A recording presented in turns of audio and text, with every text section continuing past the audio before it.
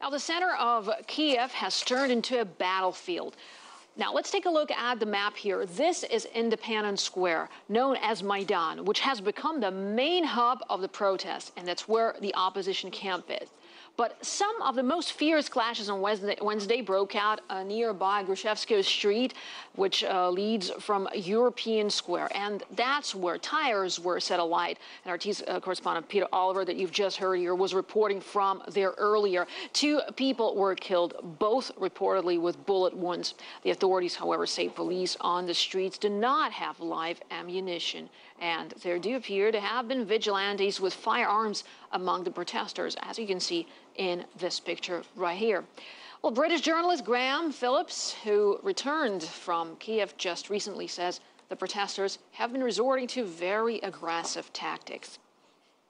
I was at Grushevskovo on Sunday, and I saw guys lining up with fusillades of missiles and Molotov cocktails and knives and weapons of every single manner, attacking police in every way they could. And I returned from that and was then on the internet checking the news, and it was being reported immediately that the US has introduced sanctions against the Ukrainian government. The Ukrainian police and government have been criticised, but to be there on the ground, it's absurd to reconcile that with what you're seeing, which is highly militarised. And in fact, I've been in City Hall just for preceding events. And these guys were getting militarised, they were getting mobilised, they were getting ready to go into war. They knew exactly, they were receiving briefings, they were receiving instructions on that basis of going into war. They went in on that basis and they went to that end to effectively instigate a civil war in Ukraine. And I think you would really be tendentious to say that what we have at the moment isn't a degree of civil war in Ukraine. Far-right groups are gaining momentum in Ukraine as those anti-government protests continue to rage, and they are making it clear that they do not favor peaceful resistance. Nationalist factions are insisting that the government should only be addressed with the language of force. Meanwhile, Washington has responded to Ukraine's street violence by revoking the visas of several individuals and threatening sanctions. From the U.S. point of view, only one side is to blame in all of this, as RT's Lucy Kafanov now reports. The Obama administration had upped its rhetoric against Ukraine on Wednesday, warning of possible sanctions if the government continues its crackdown on protesters there.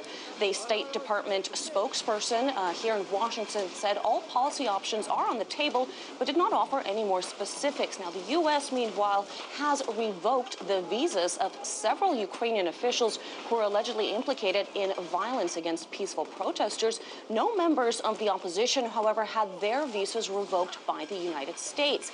This is something that did come under some scrutiny at the State Department press conference when a journalist raised the issue of a double standard. The United States has already revoked visas of several people responsible for violence.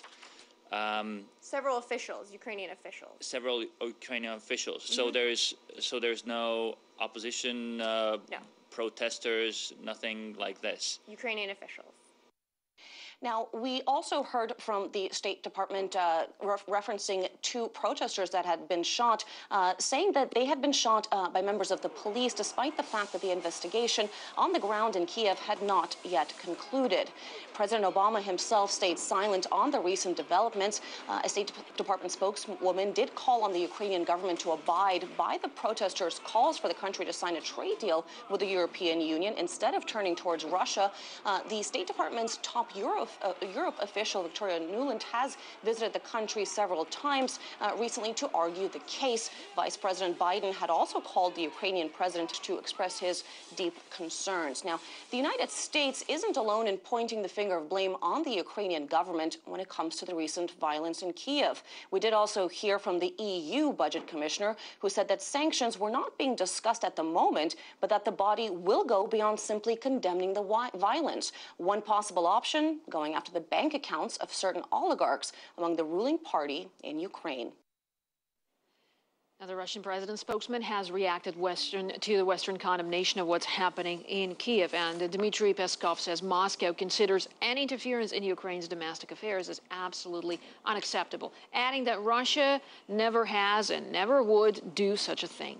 The actions of Ukrainian police officers have triggered much criticism, and we asked a former British police officer with experience of crowd control to analyze their tactics.